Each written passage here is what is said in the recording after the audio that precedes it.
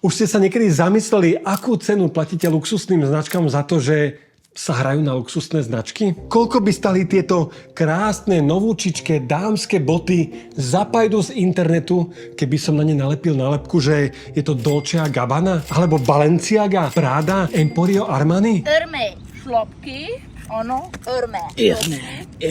Dnes sa fakt pobavíte a na cudzí účet to vám sľubujem. Ale najprv vám musím povedať o tom slávnom príbehu super luxusnej značky topánok Palessi. Navrhoval ich sám Bruno Palessi, vychýrený taliansky dizajner. Za pár dámskych hodičiek ste pokojne mohli nechať 500 aj $600, taká modná superstar on bol. No a keď v októbri 2018 ľudia zistili, že táto celebrita otvorí svoju predajňu na rušnej obchodnej ulici v Santa Monike v Los Angeles, spôsobilo to veľké halo. Veď v tých istých priestoroch predtým sídlil Giorgio Armani. A v okolí ste mali obchody iných luxusných značiek ako Louis Vuitton, Tiffany alebo Michael Kors. Guys, G-Star, Hilfiger. Vnútri ste zase našli veľké figuríny a anielov, pozlatené sochy levov a žirafy, krásne presklené regály. Samozrejme, že na niektorých ponúkaných topánkach ste mali aj hustú cenovku, veď ešte raz sám Bruno Palessi ich navrhoval. Pozri sa, čo stáli tieto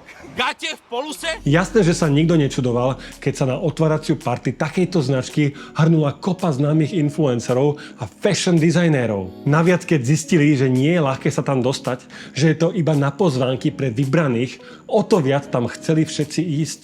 No veď si len sami pozrite ten rad, ktorý vytvorili. A potom, keď tam už boli, tak nešetrili chválou. Elegant, sophisticated, and versatile. And I could tell it was made with high quality material. And it's taking your shoe game like up to the next level.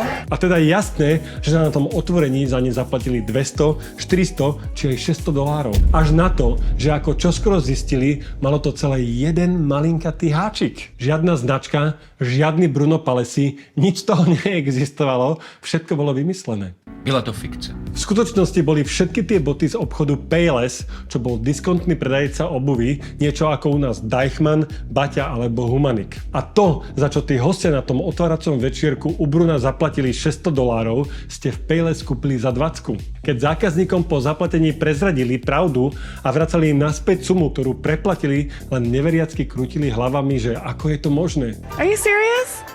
No. Wait, did I just pay too much?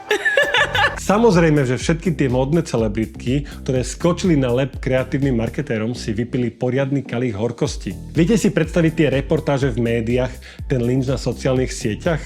No lebo veď najlepšia radosť je škoda radosť, že? Pre Payless to vo finále znamenalo pokrytie v správach a večerných talk shows. Influencers who get money to look like experts on fashion fell for it and thought they were at Paylessi. I love this story, love this gimmick. Po celej Amerike 845 miliónov impresí na Facebooku, 750 miliónov na Twitteri, 23 na Instagrame. A odtiaľ to prevzali médiá po celom svete vrátane českých a slovenských. A vidíte, ešte aj voľaká malá kuna o tom robí videa. No skrátka to pre nich bola skvelá vianočná kampaň.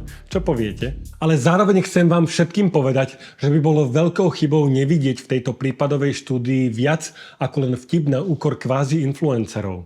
Je to zároveň pre všetkých marketerov, obchodníkov, pre každého jedného človeka, ktorý by chcel predávať a zarábať viacej, jedno obrovské poučenie. Ukážka toho, čo všetko znamená mať a budovať silnú značku. But we proved that they could sell for over 10 times the normal Payless price. Určite vám pomôže, keď to viete prichutiť aj efektom nedostupnosti a stádovitosti.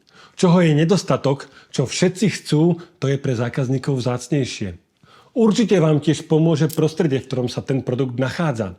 Veľké presklené regály, veľkorysý priestor, žiadne na sebe naskladané krabice, nech sa tam toho čo najviacej zmestí. Veľmi tiež pomôže, keď sa ten váš obchod nachádza na nejakej prestížnej rušnej obchodnej ulici. Alebo keď inzerujete na veľkých prestížnych médiách, napríklad aj cez Engerio, vďaka ktorému môžete z jedného miesta osloviť milióny Slovákov. Tých trikov je tak veľmi veľa, že sme o tom vydali aj samostatný neuromarketingový kurz a takúto kartovú hru k tomu, stiahnite si to, je to zadarmo. Každopádne pamätajte, že je úplne jedno, či budujete značku svojim produktom, svojej firme alebo sebe samým. Robte tak dlhodobo, strategicky, premyslene a budete si aj vy môcť dovoliť fakturovať za svoje služby viac. Naviac zákazníci sa ešte budú predbiehať, aby od vás mohli nakúpiť.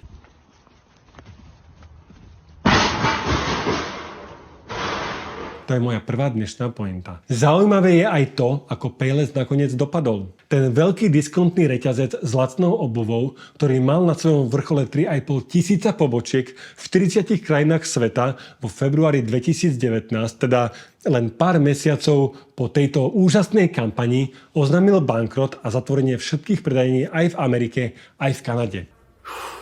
Páni, pěkně se to rozběhlo. Chci říct, že se to rychle vymklo z ruky. Poklesli im tržby a firma bola tak natesno, že to už proste finančne nezvládla. To znamená, že keď nemáte silnú značku, keď stále robíte len samé zľavy a výpredaje, keď si nemôžete dovoliť pýtať viacej, lebo zákazníci pôjdu k lacnejšej konkurencii, keď je vaša marža tenšia ako žiletka, tak vás takáto matematika skôr či neskôr položí. A je úplne jedno, aký veľký ste, aj slovenský dedoles by vám o tom vedel rozprávať svoje. Takže to máte moju druhú pointu. No a zároveň na tomto celom fejkovom obchode vidíte, že môžete mať aj tú najkrajšiu, najvirálnejšiu reklamu, miliardy impresií, výhry z kreatívnych súťaží, aj tak vám to môže byť predplatné. Už aj v tomto videu sa sám veľký bohatý Microsoft na vlastnej koži presvedčil, že marketing nerovná sa reklama. Takže by sme si to už mohli konečne prestať pliesť. Súhlasíte?